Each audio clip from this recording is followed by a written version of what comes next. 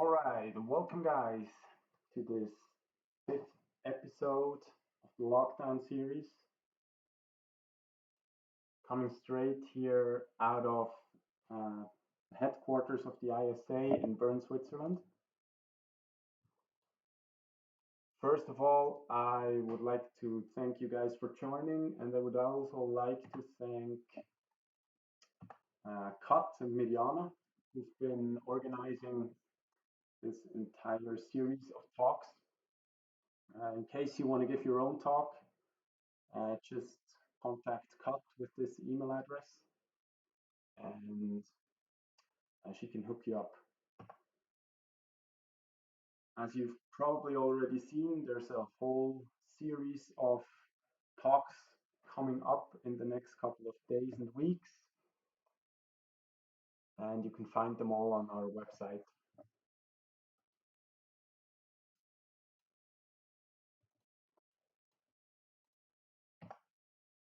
All right, I quickly want to give a very short introduction to myself up front. So I'm Thomas Buckingham, 36 years old. I've been slacklining since 13 years, highlining since 12 years. Uh, I love waterlining. That's where my personal focus lays in slacklining right now, at least.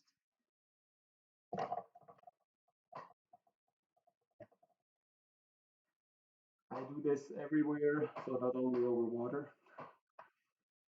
In real life, I'm actually working as a part-time geologist, which allows me to do lots of voluntary work for associations.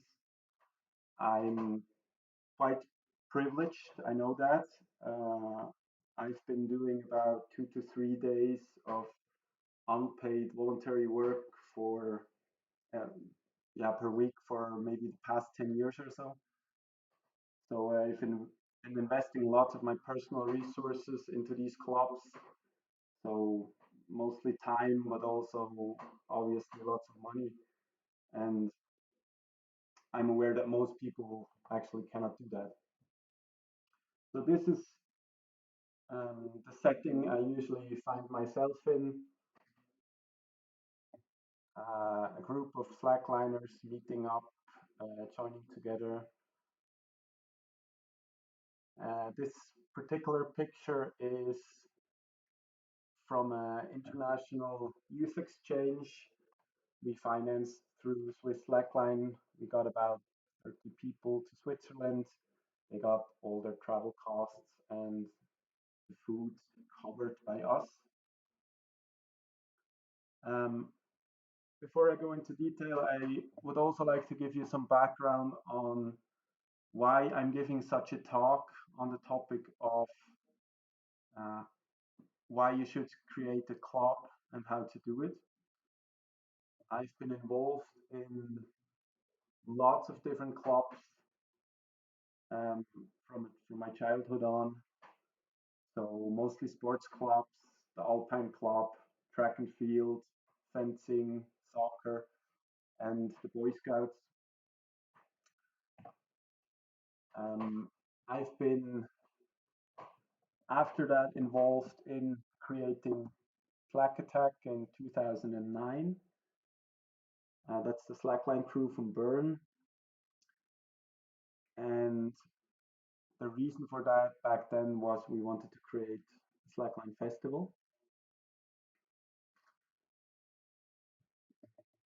After that, I personally had actually quite a few sports injuries. For this reason, I focused even more on voluntary work, also doing lots of administration and bureaucracy in the background of clubs. And we then came up with the idea around 2012 to create a national federation for slacklining in Switzerland. I will explain this process a bit later on. So we then created the federation in 2013.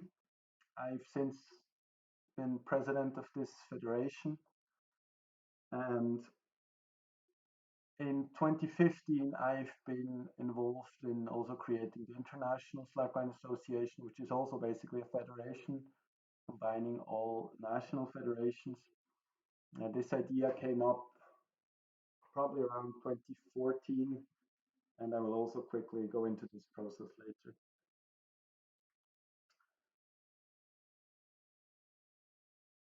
So, in the meantime, since 2009, I've helped create and maintain or restructure about 20 associations, not all in sports, some in culture and social clubs. Uh, I myself am a member of more than 30 associations, so this is a big network in my life I have with um, in different directions. So not only sports, but also in geology, in natural sciences, different social clubs. I'm also not a member of any political or religious party, so all the work I do is in these associations is not affiliated with um, is non-political or non-religious. So now being 36 years old, I just did this calculation a couple hours ago. It adds up to more than 40 years of added experience in different boards of different clubs. So adding up all those different associations I'm in, and I have about 25 years in experience as a president in about 6 different clubs, all different kinds of clubs. So this is a bit of my background, why I'm giving this talk. So clubs have been a big part of my life, and I would like to share some of that experience with you guys.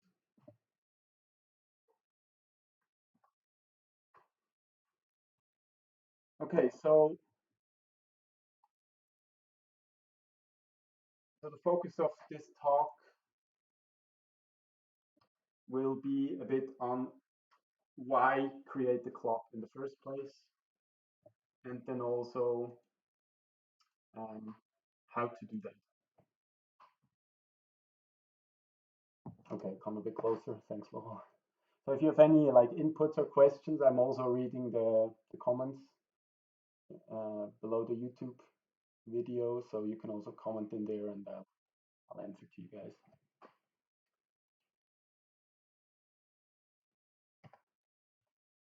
Okay, first of all, what is a sports club? This might be an obvious one. There's several definitions out there. A simple definition I found is basically a group of people formed for the purpose of playing sports. So this is probably the most general and broad definition you can find about sports clubs.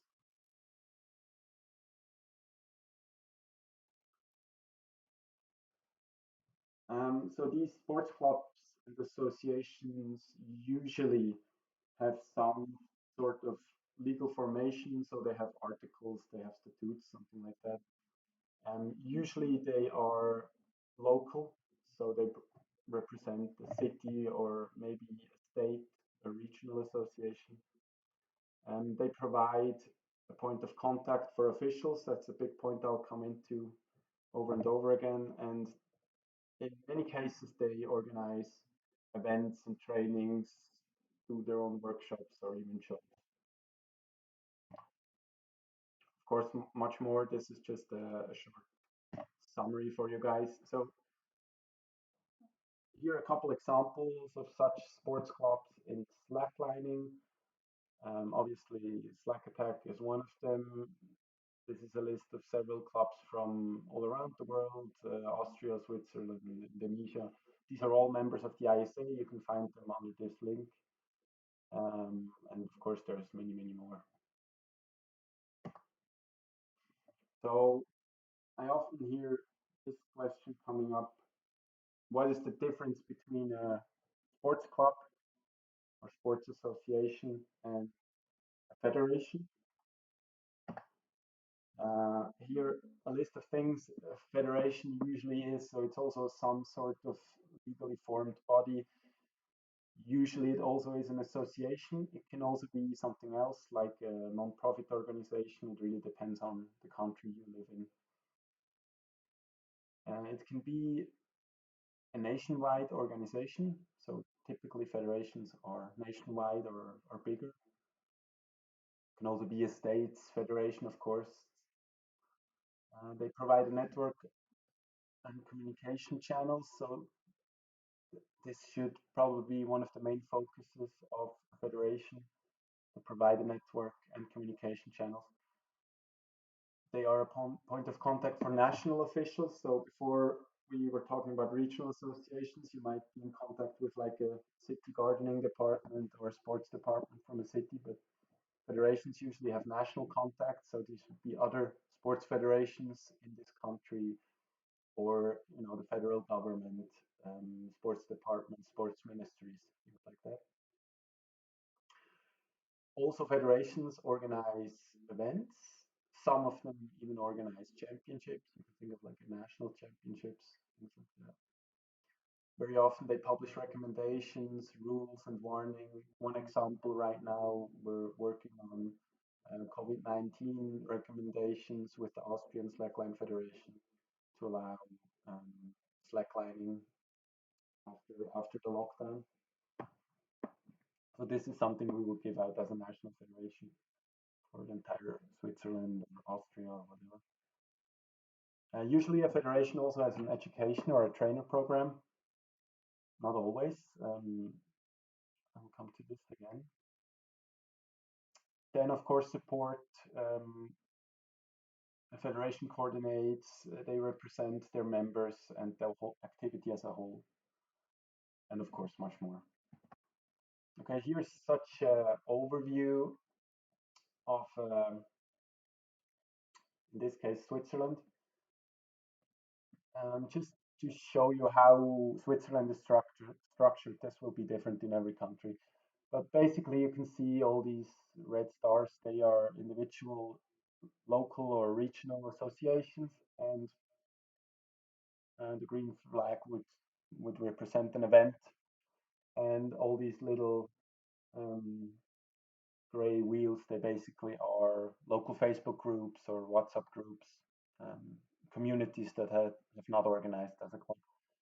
But for Switzerland, basically the decision in 2013 fell to combine at least existing groups into this federation, so we have this pool to network and coordinate. This is not how every country will be organized. In some countries, it's quite difficult to create clubs or associations, so they're not very common. In this case, maybe more wise to create a federation with um, individual members. One example would be maybe the US, where Slackline US has individual members. So there's different ways to structure a federation for sure. And this really depends on where you live in the world.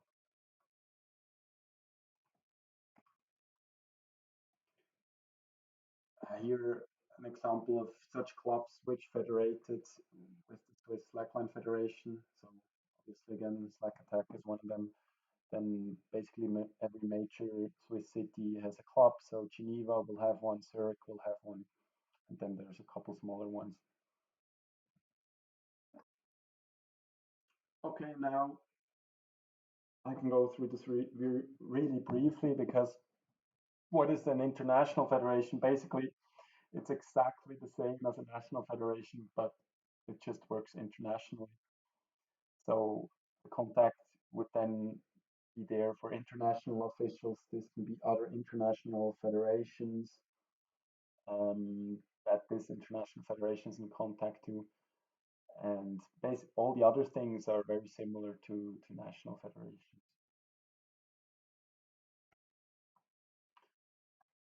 Here, just a quick overview also from the website from the ISA. So within the ISA, we have this member category called active members. This would be the list of national federations, or here we call them national governing bodies, that are an active member of the ISA. So countries become active members, for instance, Swiss Slackline, the Slackline US, the Austrians, Germany, Iran, Chile. So these would be national federations that federate within the ISA. Currently, we have about 14 active members, and about 55 regional and local clubs that are federated within the ISA. Also, a question I heard a lot is like, now, what's the difference between a club or association and a private company? So this might be an obvious one here. Just a couple things I want to point out. So one of the main differences is that usually sports clubs or federations they work for the public. So it's almost partly a social cause. Their main goal usually is to promote an activity or a sport within their territory. Usually they have some sort of democratic structure. So this is a big difference to a company where you will most likely have a hierarchical structure. And of course they're built to sustain several generations. So the idea is that the leadership gets replaced after a certain time and new people come in. Besides that, there's lots of similarities actually, but I just want to point out these main differences. Okay, so to start with, I created 5 reasons, or I wrote down these 5 reasons to the question why create a club, association, non-profit organization, or federation. So these are basically my top 5 I came up with through asking several people. Okay, I'll come a bit closer to the microphone. All right, my top 5 reasons. Number one, representing a group with a common interest or vision. So this one is probably the most underestimated one because that's actually what you can do with your club or federation. So um, just a couple examples. So with a club, with a federation, you give a voice to slacklining and slackliners' issues through your communication channels. So this would be obviously a website, social media, or even classic media. So this is a huge thing because without the club or federation, you don't have this voice, or it's at least way more difficult to get it out there. What I hear very often, and I can totally agree on that, is offering a constant point of contact towards officials. So within your territory, be it a city, region, or country, this is a huge thing. Not so much for us as slackliners, maybe, but for the officials, this is really something they're looking for. So if they have some sort of issue, traditionally they look for these structures, and they might contact you with questions concerning, whatever access issues or just educational stuff and so on. Before that, they couldn't find anyone. Or yeah. Another point of contact you offer, obviously, is the one towards the public. So with your website, the public will access you and see you and find you through Google and also contact you. So this is quite common that you will then get contacted and asked several questions, which means you will also have to answer them. So once you are in contact with all these officials or even the public, you basically represent a group, and people will know that there is some sort of democratically chosen leadership, and where this leads to is basically it gives you lots of credibility. Also, if you form yourself as a non-profit organization, which you can but don't have to, um, the people you're in contact with, they will know that you will have not so many commercial interests, and all these things really give you credibility. And now you can ask yourself, yeah, but why do you need this credibility? And these are basically the 4 next reasons I want to bring. Number 2 being organizing events and projects. So I just want to go through a couple examples of what associations, federations have done in the past that you get an idea. And I'm going to point out why it was important to have a club in these cases. So number one, I'm going to show this group picture of Bern City Slack Festival. And the reason we created Slack Attack in the first place was because of this festival, which is now 10 years old. And the reason we needed the association to organize this festival was because the campground we rent belongs to the city, and they obviously would not accept us as individuals to rent um, this property. So we created Slack Attack 11 years ago for the purpose of actually being able to rent this piece of land. Second reason we needed the association was we needed to provide some sort of insurance to the city, and this insurance we could also get through our association. This would not have been possible through like as individuals. Just another shot from our festival. Another example, in this case, it's the Turkish Highland Carnival, which has now also been organized in its eighth round. In the beginning, this was a loose group of people from Turkey and also internationally that started organizing this event. And a couple of years ago, uh, some officials approached the organizers, basically threatening them with um, some risk management and safety stuff.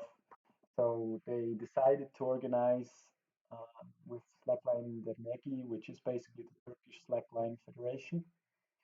And now this event runs under their name. And this is another example how a small event starts out, and then it through more people joining together, it grows, and you basically need to organize and have a structure behind the organization. Another very similar example would be TGBY, which also started out as a gathering and has grown into a large festival. And basically, the organization is now managed by Slackline US, the American Slackline Federation. So these are typical examples where when things grow, you need to organize, you need to put an organization to the front that actually can cope with this. And it also obviously adds an extra layer of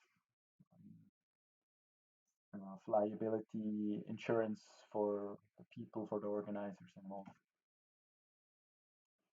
Another example would be this event, which is basically our national championships in Switzerland. So as a national federation, we can organize national championships. This is not only a trickline championship, but also involves other disciplines, so like a multidiscipline championship.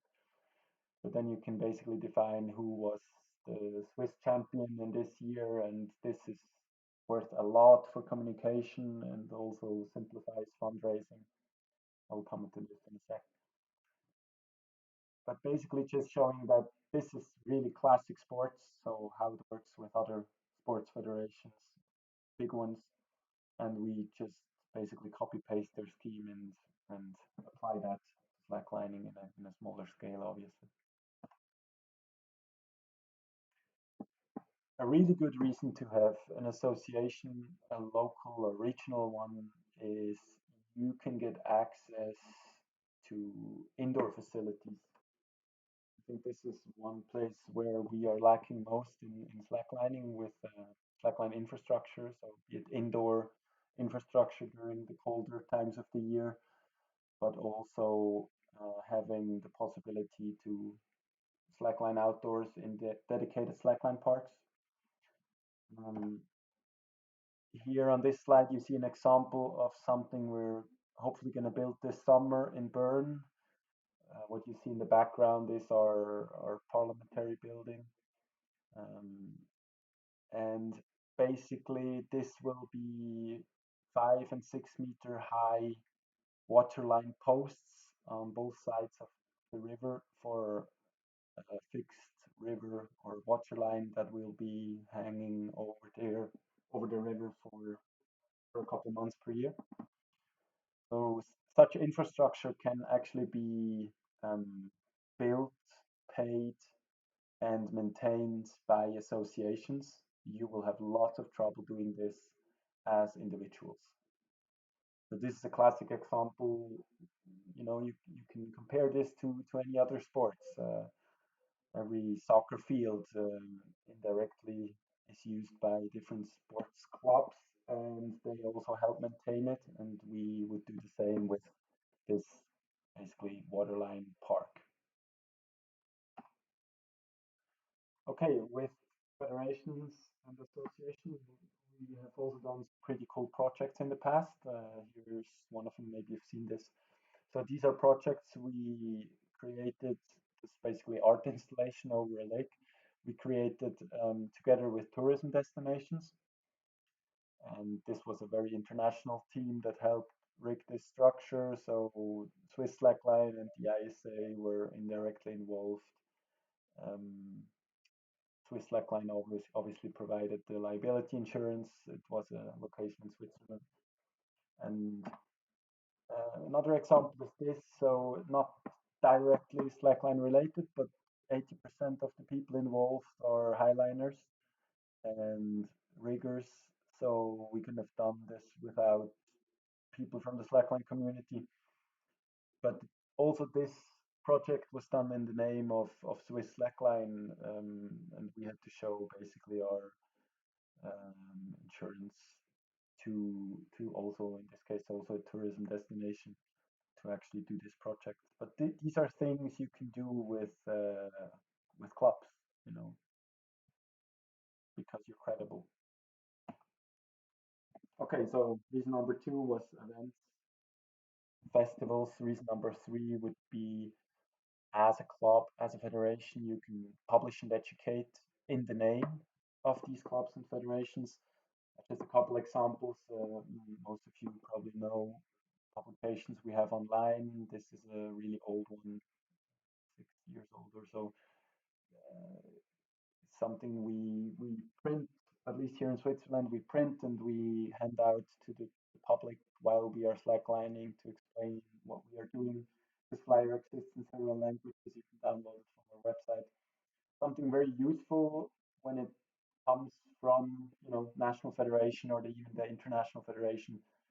People will hold the information for more credible. Another example is the Slackline.app, so a web app we created last year and this year, published in the name of the ISA, funded mostly by Swiss Slackline.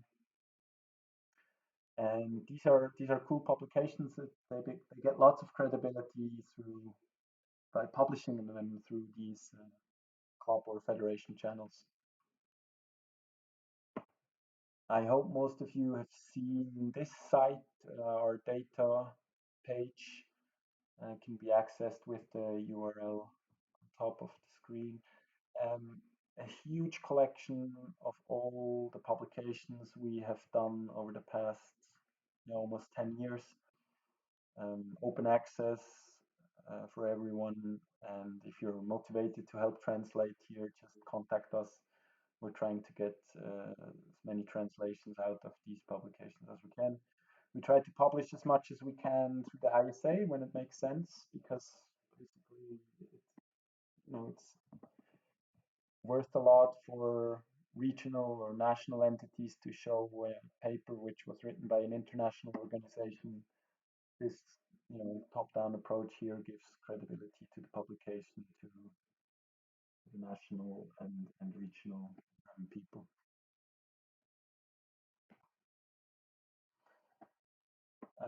Other things we've been doing in the past with clubs, lots of workshops, talks. So here an example at our festival. The lockdown series here is another example. So these are formats we publish in the name of these clubs and federations. Another example would be our certificate courses. So people actually come together and we certify trainers. Here a trainer C course in Austria and in the US. So these are other possibilities national federations and international federations have. So they can basically create such certificates and give it credibility throughout the world. Another example would be the rigging certificates here, a course that took place in Germany.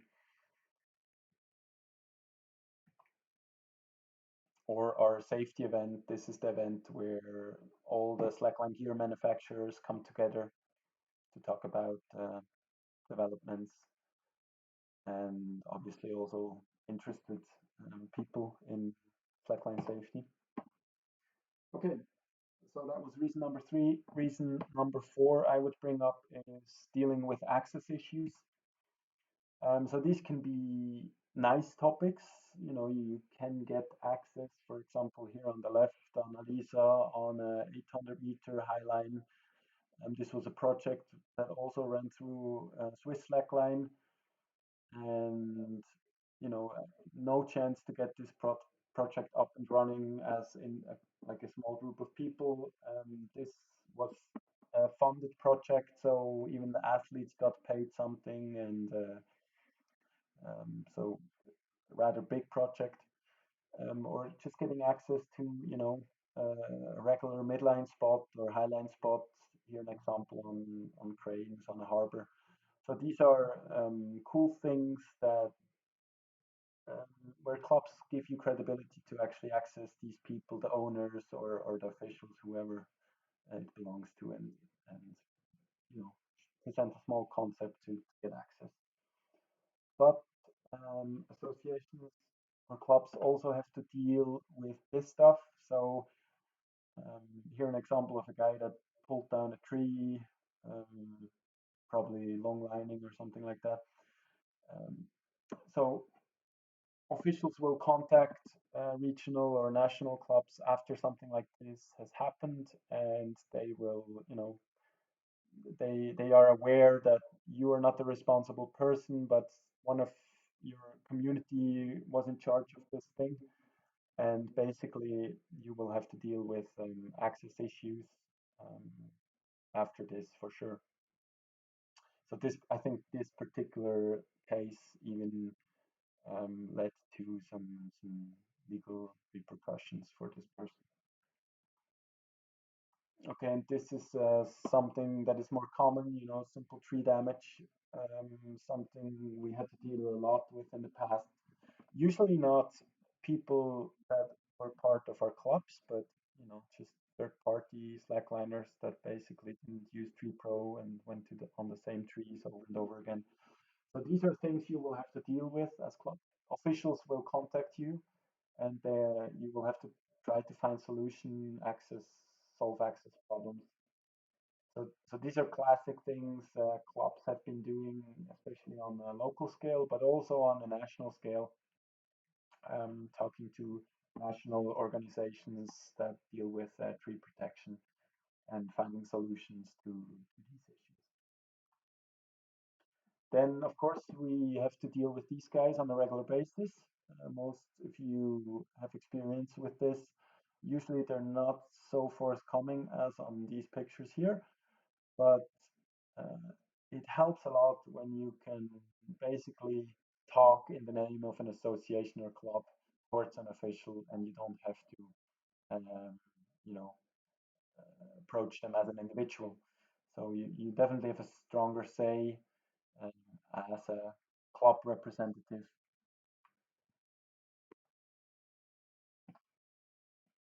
Okay, and then as a fifth reason, I would state it helps when you have a club that you actually get a bank account and you can access some new funding opportunities.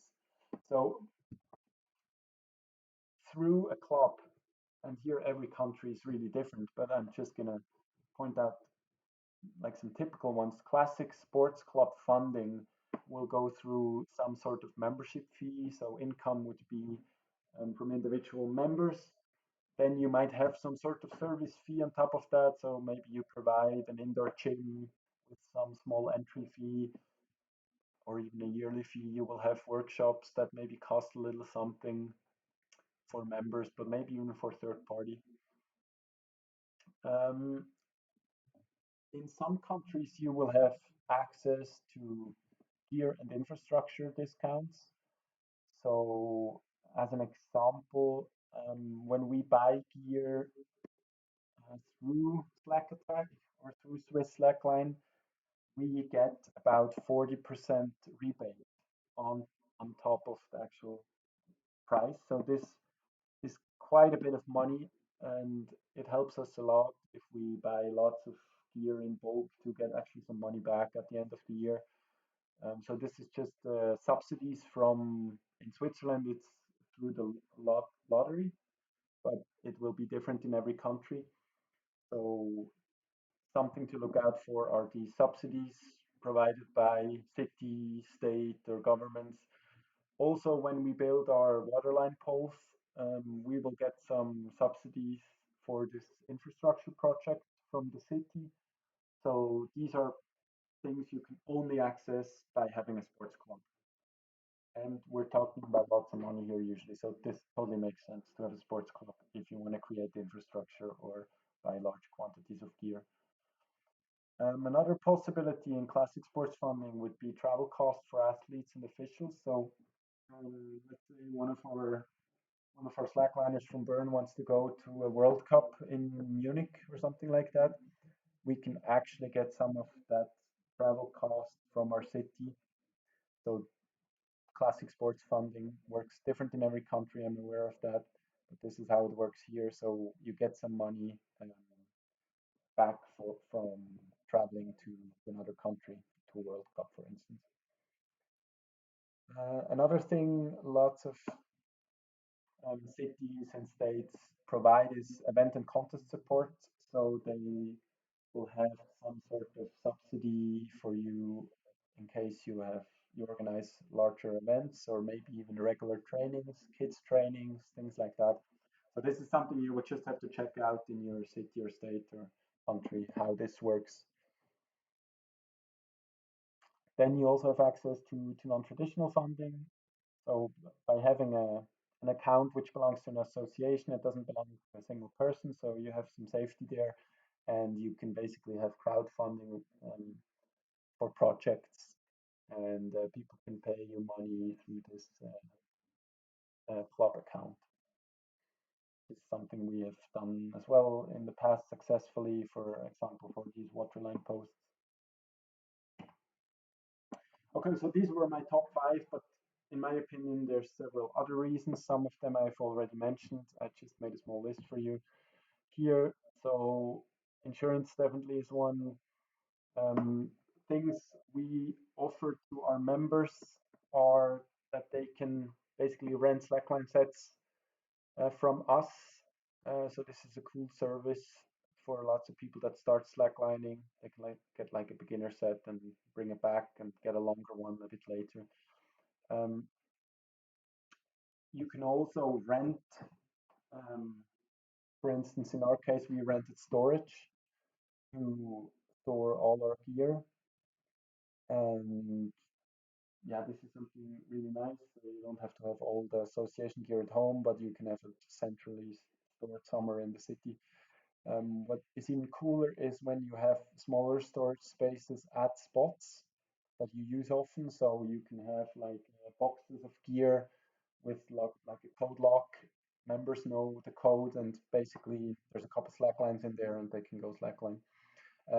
Mark Thompson will talk more about things like this in 9 days from now, where he will talk about how to sustain a community. But these are just cool reasons to have a club. You can basically rent public space and have storage or some storage space there. Something we've also been doing is with spreading tree protection. So all our big parks, we have one of those boxes, and then we have tree protection in those boxes. So in case like some third party Slackliner comes with our Tree Pro and one of us is on site, we can just give them Tree Pro for 2, 3 hours and they will bring it back. And this is a cool service, and the city officials really like this as well. Okay, just to summarize, so why did we create Slack Attack in the first place? The main reason, starting point, was a festival, Bern City Slack Festival, but by now this has evolved to much more, some of the things I already mentioned. And when it comes to the national federation, in this case Swiss Slackline or the international one of the main reasons why we started this, we just felt that there really needs to be more coordination, there needs to be more exchange, a good network where people actually talk to each other across borders. So this was one of the main motivations we had in the beginning to actually do these larger federations. We also wanted to prevent that we have to do the same work over and over again. So lots of the things, let's take like a basics flyer. This applies to every Slackliner around the world. It doesn't need to be recreated by every single national federation or local club. So I think by actually creating these larger structures, um, we saved lots of time, and we by having everything open source, we can basically hand out all this stuff to all these different new clubs and federations that are coming up now. Okay, so I gave you some reasons why you should or could create a club. Um, and now I want to give you 5 steps on how you could start out with that. So these are just my 5 steps. It's going to be a bit bureaucratic, but I hope you'll hang in there with me. So, number one,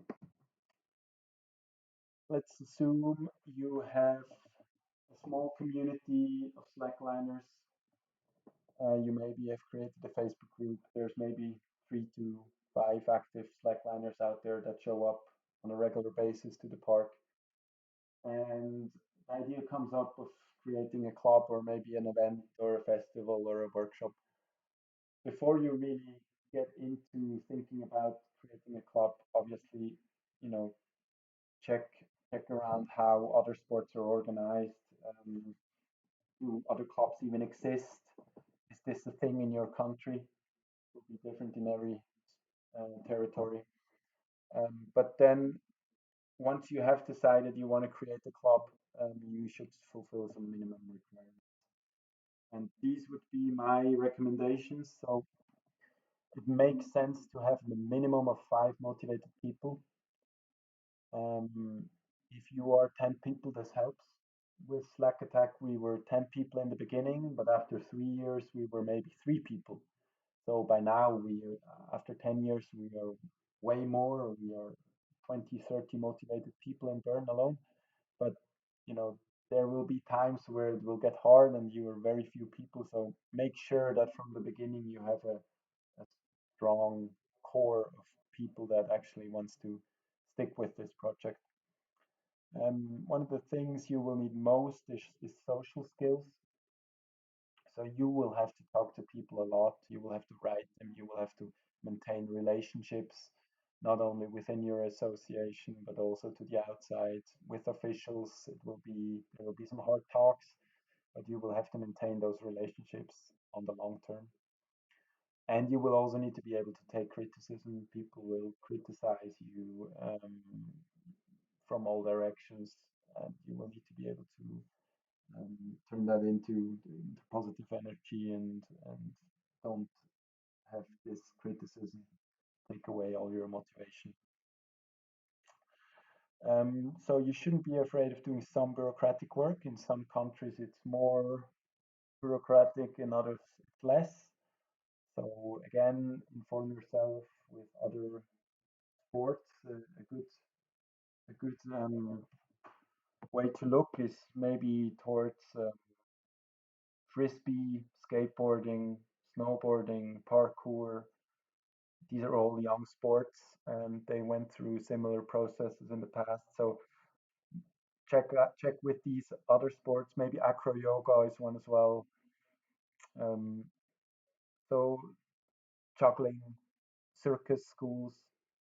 Ask them if you have them nearby, and ask them how they did it, if it was worth creating a club.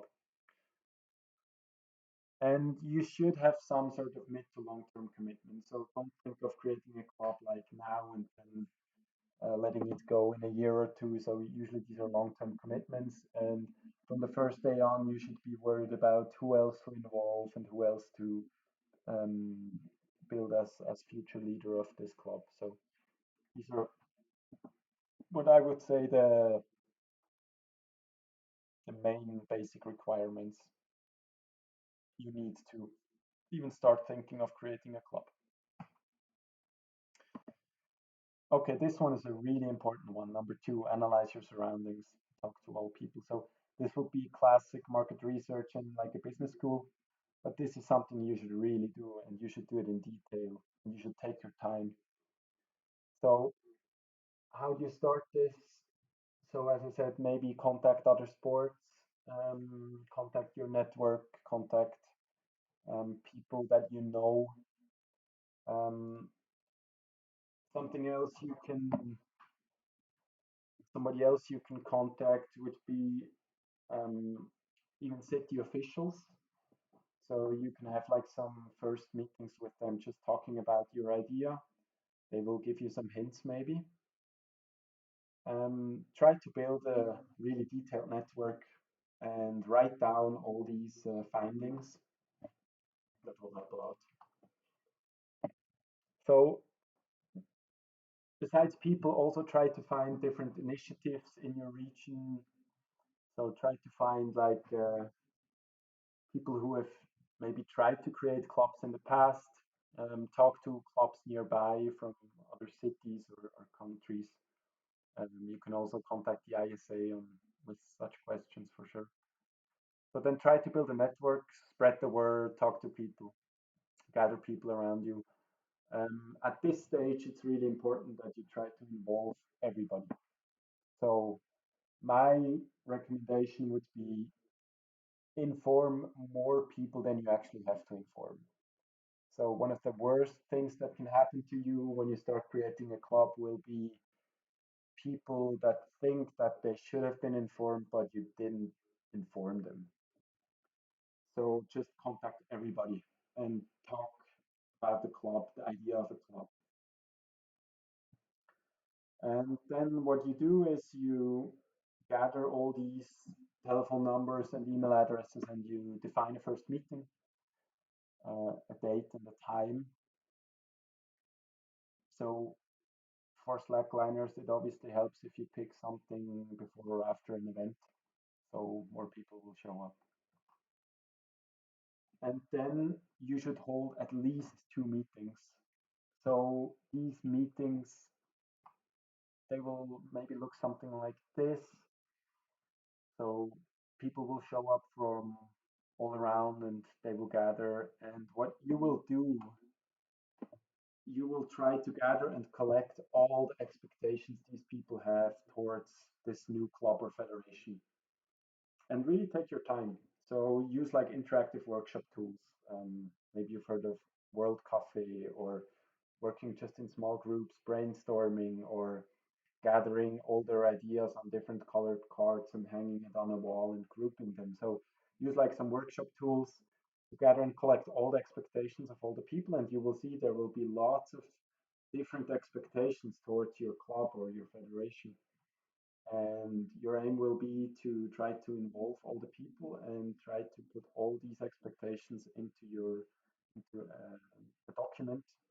And this document you will call the model, and you should ideally use templates that exist. So we have several of those within the ISA. Every national federation, or most of them, actually have such a model, and I will explain what this is in a second. But basically, it is the document that summarizes all these expectations from all the people that were present. And Also, some topics that will come up, you will not have an answer immediately. And ideally, you then create some working groups and define some leaders for these working groups. Try to also write the protocol, because with this protocol, you can use this to send all the people that were not on site during this first meeting, and you might motivate them to show up at the second meeting. So define a second date, make a second meeting, repeat basically the first meeting with the new people. If you have a feeling not everybody has been reached, do a third meeting, and always refine the model. So the model will be a paper. You can find our ISA model online. You can also find uh, on the Swiss Slackline page our model. In German, it's a Leitbild. In French, it's La Charte.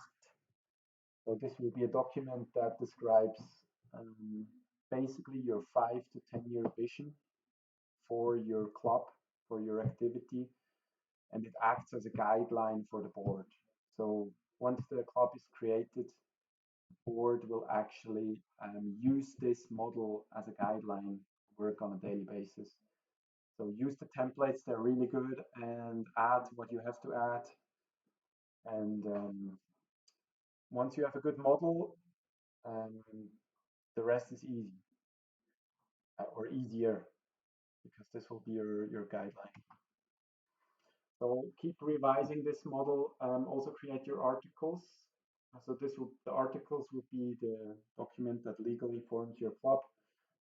Also use templates for that, ideally from other sports or social clubs or cultural clubs. Um, Ask around for good templates. We can also provide you with some. So the model and the articles will be the two documents you will need to create your club. And then you also need a founding protocol. So these are usually the three documents you need to actually go to the bank, make your club official, you know, pay bills and so on. So the next step will be to then define some milestones and the time frame and a date for club creation. And once you really have all these documents together and people agree on those documents, and you have a date for creating this club, everybody will be motivated to work towards this date and get the documents up and ready. So, and then the fifth and last point, which is be create a club and try to involve all entities at this point, um, and try to avoid any type of social conflict.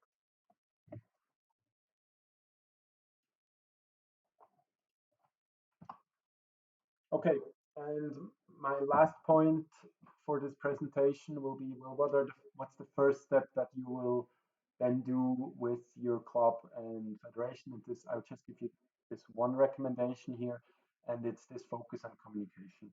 So try to communicate to the outside as soon as possible. So have a good up-to-date website, have clear and open communication channels so people can access these channels easily, and even not only work with slackliners, but try to proactively approach officials and get in contact with officials with your new club.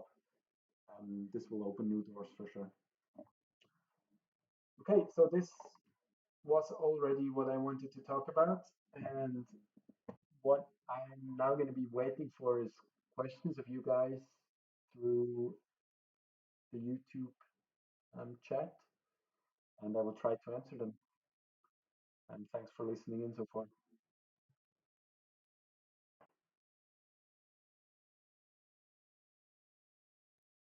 Okay, so Adair Sanchez is asking about social media work and what my recommendations are towards informing our community. Okay, so it's a big topic, social media. As you know, lots of the slackliners are on Facebook, but my experience is by far not everyone. So I cannot give you a specific channel like Facebook or YouTube or what else it might be that you should focus on. From an experience, I would say you probably need all of them. So you will need a Facebook page to communicate towards the outside. You will need a Facebook group to communicate towards the inside. This will be mostly for meetups. A bit more direct would be a WhatsApp group. Maybe you can structure this WhatsApp groups a bit so you can have like maybe an advanced group for highlining, longlining, waterlining, and maybe like a beginners group. But then you really need to maintain them well and have somebody like add people to the advanced group if they advance and so on. So this is a bit of work. Um, Try to keep the communication in the WhatsApp chats to a minimum. So don't allow, like crazy group chats, but define rules in a WhatsApp chat. So, for instance, in our Slack Attack WhatsApp chat, we simply allow people to post about where they're going, what time, and what's line. You're not allowed to have like private conversations in there. So this will, people will go crazy. If you want a super direct communication channel, you can go old school, short message service, SMS. This is something everybody will receive on their phone. So if you have something really important, you can also go through short message service actually. Um, Besides social media, I'm a bit critical if it makes sense that you have your own YouTube channel for a club. We have so many competing YouTube channels. It's going to be difficult to, get your channel out there. What I would still create one just to have like a place where you put all your videos. So definitely create a YouTube channel. Use Facebook. Use WhatsApp. Um, it's lots of work. I mean, obviously use Instagram. More and more people are going to Instagram. Problem with Instagram is it's communicating to the outside. It doesn't really help to communicate within your community. So there, my go-to would be probably WhatsApp or Telegram to communicate within the community.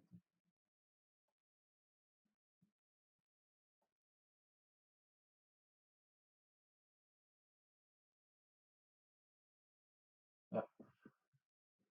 Okay. So the next question,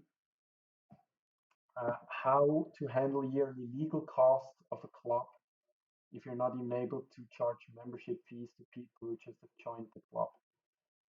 So this really depends on how large these legal costs are. So basically, what you're asking is how, okay, 300 per year. So the answer to this is either try really to get some paying members, maybe even try to find, get a couple donors. If you don't manage to do that, you need to get some secondary funding in. Um, this funding, one of the easier ways to get funding is through events. So if you can organize events where it actually makes sense to have a small fee, this would probably cover these 300 euros per year. So events is an obvious one. Um, I mean, you can think of really any type of funding that you can imagine. Probably it will be difficult to get like some sort of sponsoring money. That's super difficult, but maybe you can access, um, your city and propose projects that you could do for the city, be it workshops or help with existing events and gain some money from that. But the reality is, if you cannot get it through membership fees, you will have to come up with some sort of third-party funding. Ideally, events, get creative for this.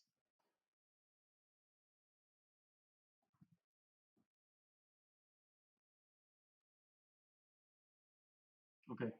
So one question that came up: initial startup and running cost for an association. So similar to the first question. Um, Very different. Every country will be different. I cannot give you a general answer, but usually it's in the range of a couple €100 per year, which is like just basic administrative cost, and you will have to come up with that money somehow. The classic way is membership fees. If you are struggling with members pay their fees, the only way to get it from the members is you need to give them really some service that they're looking for. A classic would be a training facility.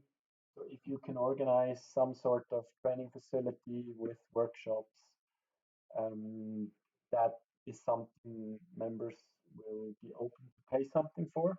So this can be um, covering your yearly costs. Um, but yeah, funding is obviously a big topic. Maybe I can just elaborate how we, for instance, fund Slack Attack. So our main income is the Bern City Slack Festival, and even though the festival is free for everyone, this is our main income, and the reason is because we have people searching for money all year long, um, not only cash but also goods for the festival. And we focus a lot on just this one event to get lots of the funding in. And then also all the other types of funding I mentioned, so rebates of gear we buy, the money we get back from the city when we buy gear. And we also get money from the city when we organize a contest. So these are just subsidies that exist in our country. This might be totally different in your country or region, but definitely go ask other sports. That's always the best. Go ask skateboarders, go ask, you know, people that have organized clubs or have an organized community and ask how they do it with funding. Um, Sometimes, usually it's easier to get money for projects or contests than it is just for simple festivals. So also think a bit outside of the box. Maybe you have some simple merchandise to sell. So one piece of merchandise we are selling with Slack Attack is tree protection. Um, so we sell this to our members at a cheap price, but then to third party as well, where we actually gain some money.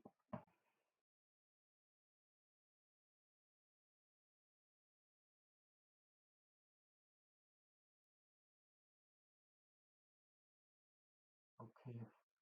Yeah. So Sarah also made some more suggestions on how to maybe get some funding in. If you guys have any further questions, you can drop them in the chat now. I will try to answer them. And if you have any questions in the future, if things come up, if you're at the point where you're thinking of getting organized, creating a club, maybe even skipping the local and regional club and directly going to a national federation, you can always contact me or somebody else from the ISA who has experience with this, and we can have a chat. Um, every country will be so different. You will have lots of variabilities to consider. I just wanted to give like some very general overview on how this can be done. Um, yeah, at the end of the day, just be aware that these clubs are made out of people, and these people have their personal resources they put into this. So treat them nice, show your respect if they do voluntary work, um, and and try to get new people involved. And yeah, try to keep the vibe up. Try to motivate people for voluntary work. Try to engage people. Yeah, so this would be my last sense. Try to maintain relationships, good relationships with your surroundings. This will be one of the core principles to have a successful club. Lots of clubs that were created and died in the past couple of years were because of personal relationships that went wrong. So just be aware that this is one big issue, even though you are basically a legal person with a club, so you can talk as a legal person. There's still people behind it, and yeah, everybody has their needs.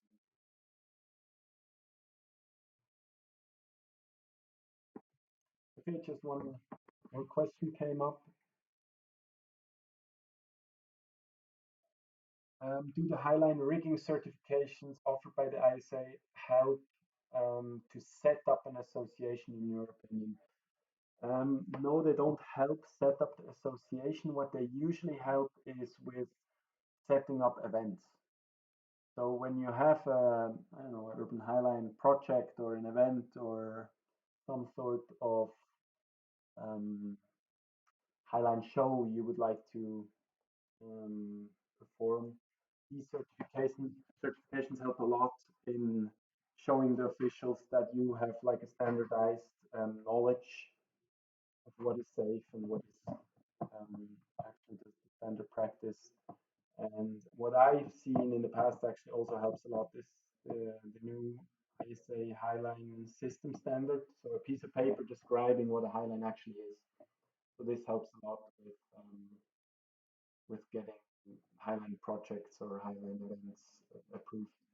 It will not so much help with creating an association, but if you have an association and you propose a highline project, it will be easier to get it through because you speak as an association, not as an individual.